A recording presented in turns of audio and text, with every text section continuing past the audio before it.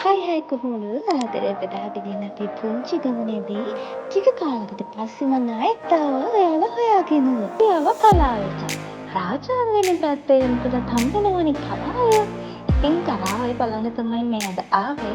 හරිම ලස්සනයි කුහුග්ගක් වැටිලා තියෙනකොට වතුර පාර දෙපැත්තේ අසීතලට සමීපට පාරේ ගලාගෙන යනවා. හරිම ලස්සනයි.